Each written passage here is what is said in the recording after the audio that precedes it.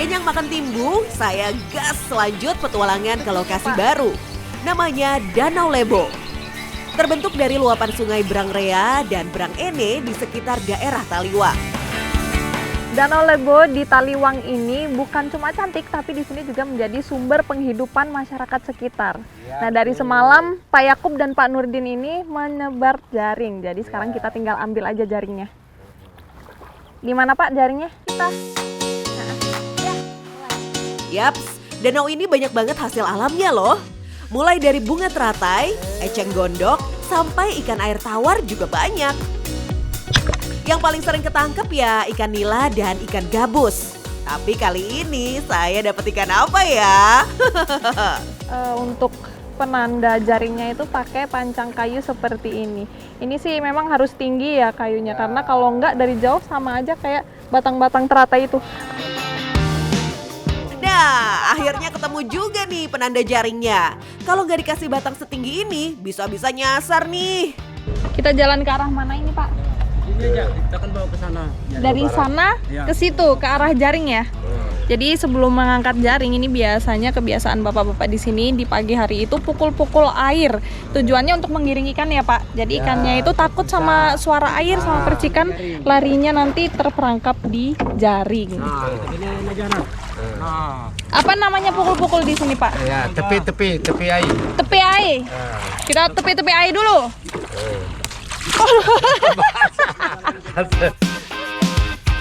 Lihat mereka semangat banget mukul airnya, saya juga nggak mau kalah ah. Iya.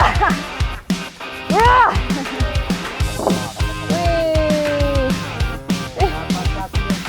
Mau bantu dong Pak saya. Gimana caranya kalau mau bantu jaringnya? Lompat ke sini.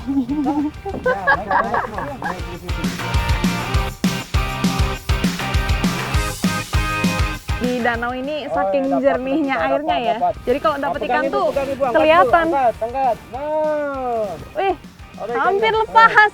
Wih, ini nila. Oh, nila ini. Nila, emang di sini banyaknya nila sama ikan-ikan air tawar lainnya kayak ikan gabus juga ada. Tapi kita dapat nggak ya? Wits. Asik, hasil pertama lumayan nih. Ada nila, ada gabus juga. Tapi petualangan belum selesai. Masih ada senjata rahasia yang ditanam dari semalam, yaitu todong.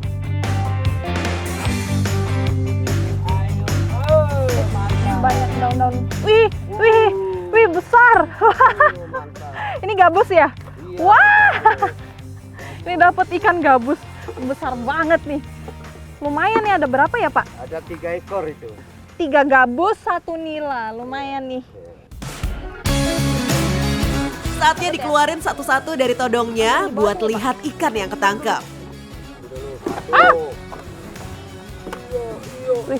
Wis. Oke, mantap. Dari atas? Ya. Gini ya.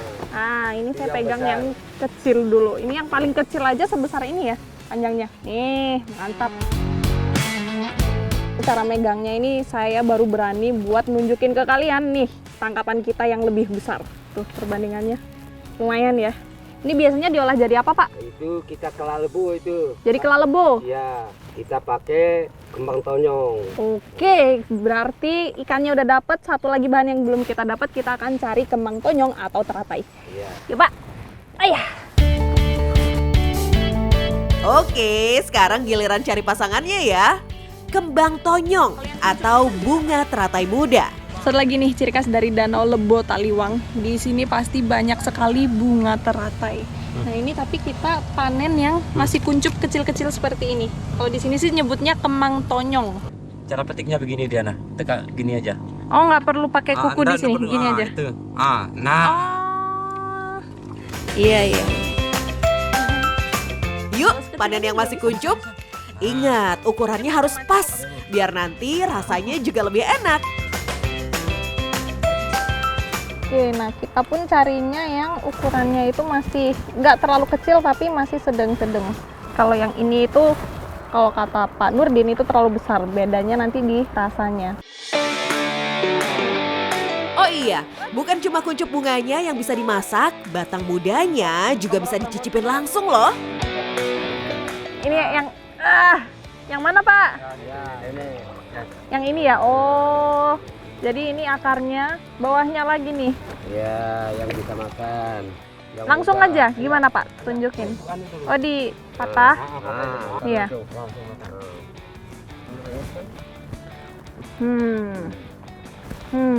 Ada manisnya, tapi yang jelas dia nggak pahit sih. Agak sedikit hambar ya, cuman sedikit sekali manisnya. Pak Yakub kalau makan lucu banget. Emang udah kebiasaan nelayan di sini kalau lagi cari ikan suka nyemilin batang muda bunga teratai. Oke, kita langsung cobain ya. Yang ini agak manis nih. Dia itu rasanya agak hambar, tapi ada sedikit manisnya. Kalau saya bilang mirip-mirip sama daging kelapa. Seger sih. Saya mau nyoba makan kayak Pak Yakub tadi. Makin ke bawah makin sepet. Udah. Oke, stok kembang tonyongnya udah mulai banyak. Tinggal tambah dikit lagi biar nanti puas makannya. Oke, kita menepi ya. Ini udah terkumpul semua untuk ikan sama kembang tonyongnya. Jadi langsung mau kita olah dan kita makan karena lapar banget ya Pak. Iya, iya. Yap.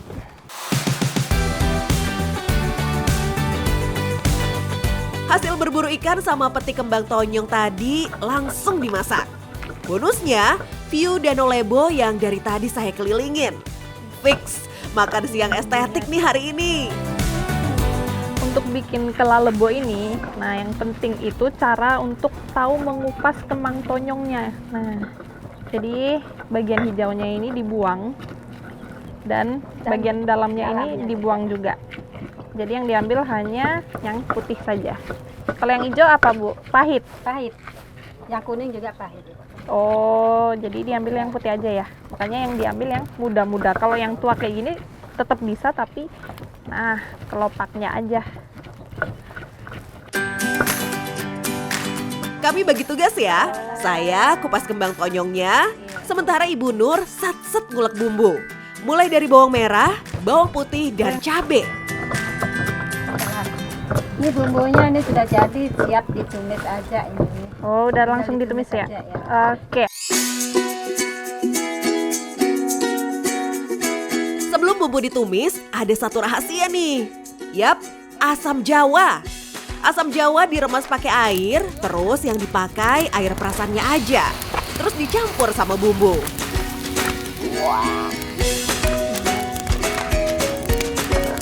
Kuahnya cukup ya? Langsung masuk ikan. Semua Bu ikannya? Ya.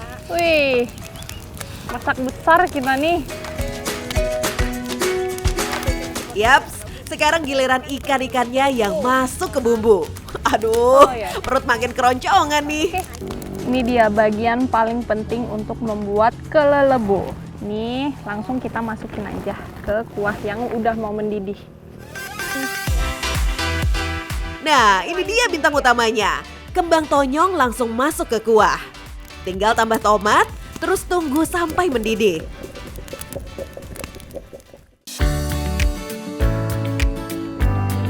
Kelelebo. Wih, ya, yang beli. besar. Berapa?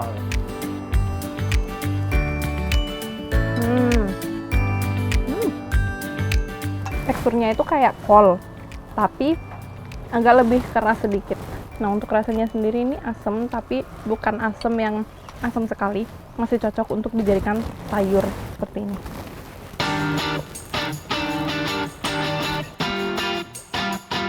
Kelalebo ini jadi simbol khas masyarakat Sumbawa Barat. Benar-benar kuliner ala Danau Lebo yang wajib dicoba. Yuk, kita makan lagi. Sampai habis, sampai kenyang.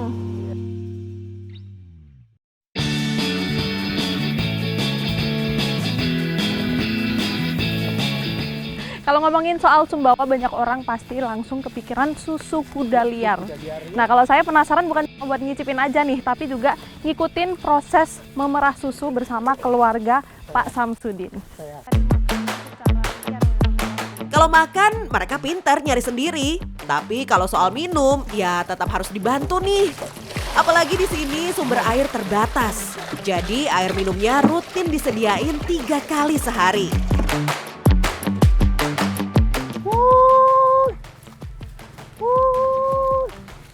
Baru dipanggil udah pada noleh nih kudanya. Mungkin karena familiar sama suaranya Pak Samsudin. Iya, iya. Wih, datang Pak. Ini nih.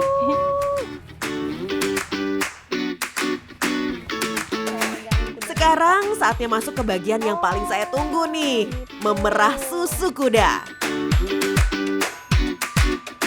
Biasa kalau sehari berapa kali Pak memerah susu?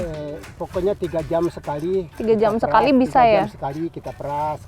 Jadi saya baru tahu nih kalau kuda mau diperas susunya itu harus dipisahkan dulu Dipisah sama dulu dengan anaknya. Nah, Dipisahkan itu minimal 3 jam supaya ada stok susu yang bisa diperas seperti ini. Tapi tetap diberi sisa untuk anaknya supaya bisa nyusu juga. Jadi nggak kita habiskan kayak gini.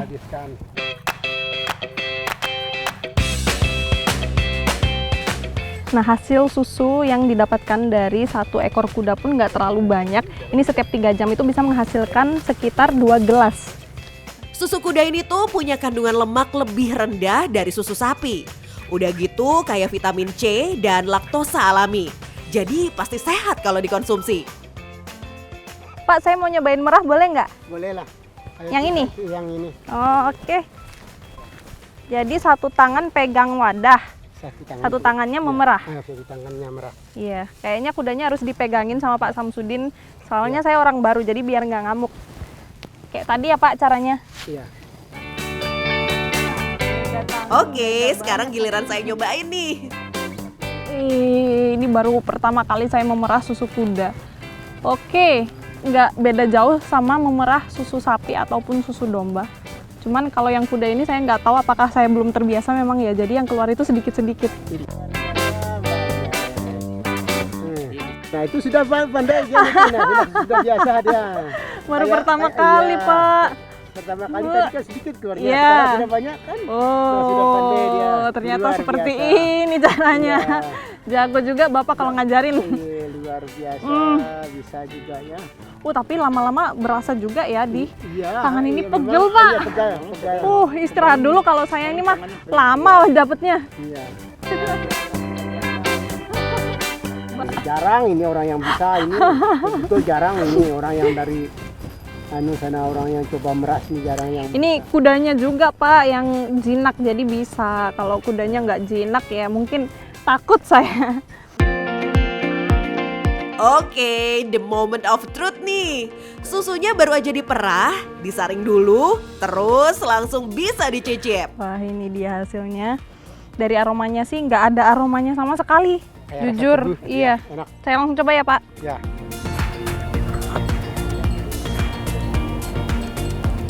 Jujur, nggak ada rasanya sama sekali. Ini Kayak soya. iya seperti soya milk, kalaupun Iya, susu hewan lain kayak susu sapi tapi dicampur air. Jadi kadar airnya kayaknya lebih banyak deh di sini. Nggak amis, nggak apa ya Pak? Enggak amis, enggak apa. Gak cuma dapat pengalaman memerah susu kuda, saya juga langsung diajak masak cemilan khas Sumbawa. Yuk, dipanen dulu. Kalau di sini caranya gimana Pak? Ini begini caranya. Pakai- ini pakai tali ini begini nah. Oh, Nah, begini. ini beda lagi sama di tempat saya Pak. Beda ya. Iya, Bagus. baru tahu nih saya caranya. Oke, terus diapain? 1, 2, 3. Oh, Bisa. bisa Pak? Ya, 1, 2. Mana? Uy, dikit lagi. Diginikan.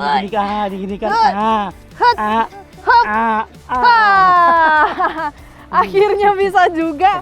Padahal saya tadi sempat pesimis karena lihat itu kulit pohonnya aja yang keangkat, tapi ternyata umbinya keluar semua. Mantap. Unik ya cara panennya.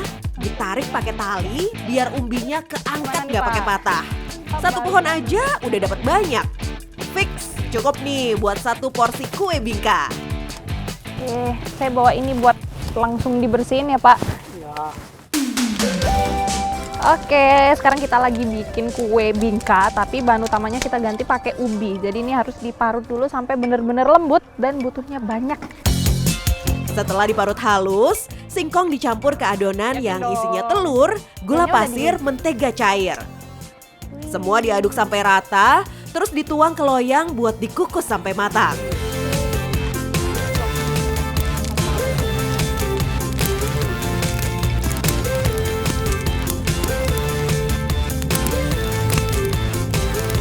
Wah, ini nih udah jadi kue bingkanya.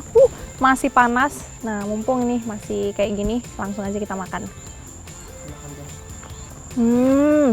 Enak banget. Lembut.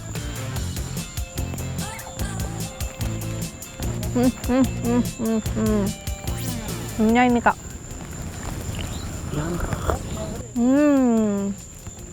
Perpaduan yang pas antara kue bingka yang hangat dan lembut, minumnya susu kuda.